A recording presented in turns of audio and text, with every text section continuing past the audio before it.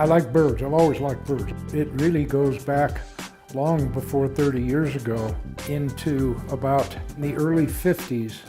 I was a volunteer for the Museum of Nature and Science. The black swift bird had been discovered by museum people down in the southern part of the state of Colorado, but nobody knew anything about this bird. It's very, very elusive. It's a small black and gray bird, kind of a delta wing when he flies, jet-like looking bird. They feed at hellacious high altitudes.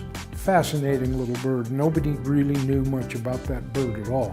We went down there to photograph the black swift, if we could. Where they nest are big cuts in these rock walls that would go way back in a waterfall coming down. It's moist, it's cold, it's humid, and these little guys nest up in these small pockets up there. So we went down there and we had ladders, camera equipment. We climbed up there and we got this spectacular photograph of a black swift. I can't tell you whether it's a male or a female, on the nest. And it was the first photograph of the black swift on a nest. Nobody really even knew where they nested, let alone what they do or where they go. I was introduced to that black swift, and then the black swift sort of lay dormant in my mind for quite a long time until I joined the board and I learned about this research that the board was doing about the black swift. And it rang a bell, and I thought, wow, here they were doing this research on this bird that I'd been involved photographing at the museum back in the early 50s, and I became enthralled with that. Jason, I think was the biologist's name, had a geolocator that was about as big as your little finger around it that made it look like a little bitty backpack. And that little guy took off from here. They flew to who knows where. Nobody knew where they went for the wintertime. There were no records. With this geolocator that he had on his back, they were able to determine the longitude and latitude of where he went and where he spent time. And it turns out that he spends our winters in the jungles of Brazil. Even the bird community of Brazil, they have a lot of birds in Brazil.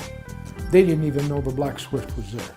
And it was interesting because nobody in the world knew where this little black swift went to get out of the cold weather in Colorado, and that he comes back to Colorado every year to the same nest, as long as it's still there. And there are now several places where they have discovered black swifts. I would have thought they were very endangered at that time because there was such a small community of them.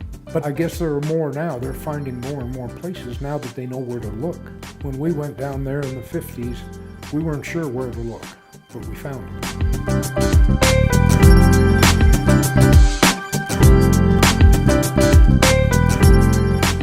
They had the picnic out here, their May picnic, and I attended as a new board member, and they were auctioning off the backpack that this little black swift had flown with. Well, I had to have it. I think I ended up paying $385 for that little backpack. And I have it very proudly on my desk, hanging from a nail on my desk. And it connects me with this place, with the museum, with the black swift as a bird, with all nature and all that. And it just sort of came home to me with this little backpack.